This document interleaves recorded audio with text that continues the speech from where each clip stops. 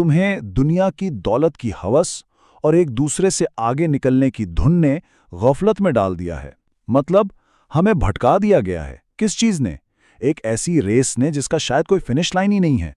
तो सबसे पहले बात करते हैं इसके नफ्सियाती असर की, यानी एक दूसरे से आगे निकलने की इस धुन की। आप देखें तकाथुर का ये कॉन्सेप्ट कितना डीप है। आमतौर पे हम लालच को सिर्फ पैसे जमा करना समझते हैं, राइट? लेकिन तकाथुर इससे कहीं ज्यादा डेंजरस है। ये सिर्फ बैंक बैलेंस बढ़ाना नहीं है, ये दूसरों को पीछे छोड़ने का एक थका देने वाला जुनून है। यानी मसला ये नहीं कि मेरे पास गाड़ी है, मसला ये है कि मेरी गाड़ी मेरे पड़ोसी से ज्यादा अच्छी होनी चाहिए।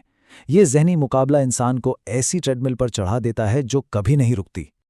और अगर इसके नताइज की बात करें ना, तो सच में डर लगता है। ये तकात्सुर हमारी पूरी की पूरी अटेंशन हाईजैक कर लेता है।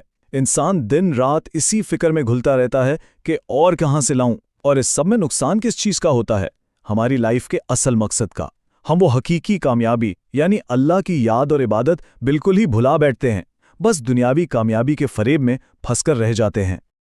अब आते हैं लाइफ के उस टर्निंग पॉइंट की तरफ, कब्र यानी मौत का वो अचानक आ जाना। हत्ता ज़ुरतुमुल मक़ाबिर, यहाँ तक कि तुम कब्रों में जा पहुँचो। ये आयत सुनने में छोटी ज़रूर है, लेकिन इसका इम्पैक्ट बहुत गहरा है। ये हमें बताती है कि तकासुर की इस रेस को जो हम खुद नहीं रोक पाते ना, उसे बिलाखिर कब्र आकर अचानक रोक देती है। हम तो समझते हैं हमारे पास बड़ा वक्त है, कल ये कर लेंगे, अगले साल वो खरीद लेंगे, लेकिन कब्र इस सारी दौड़ का अटल फुल स्टॉप है। अगर हम इंसान के सफ़र को देखें तो होता क्या है?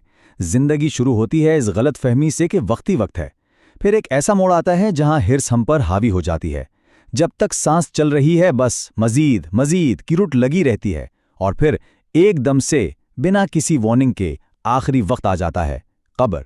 ये टाइमलाइन वाज़े करती है कि इस बेमकसद भागम भाग को सिर्फ और सिर्फ मौत की रियलिटी ही तोड़ सकती है। चलिए अब तीसरे अहम पहलू पर आते हैं, यकीन के दो दर्जात और सच्चाई को समझने के मराहिल। ये कॉन्सेप्ट बड़ा ही कमाल का है। देखें, एक तरफ है इल्मुल यकीन। ये वो यकीन है जो हमें अकल, गौर-व-फिक्र और दलाइल से मिलता है।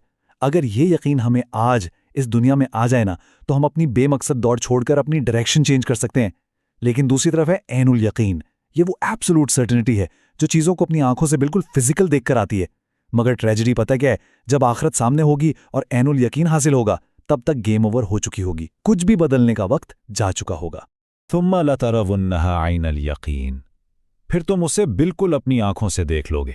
ये कोई आम धमकी नहीं है, ये उस अटल कानून का ऐलान है कि चाहे आज इंसान इन बातों को माने या ना माने, एक दिन जरूर आएगा जब वो इन सब चीज़ों को बिल्कुल फेस टू फेस देख लेगा। आप सोच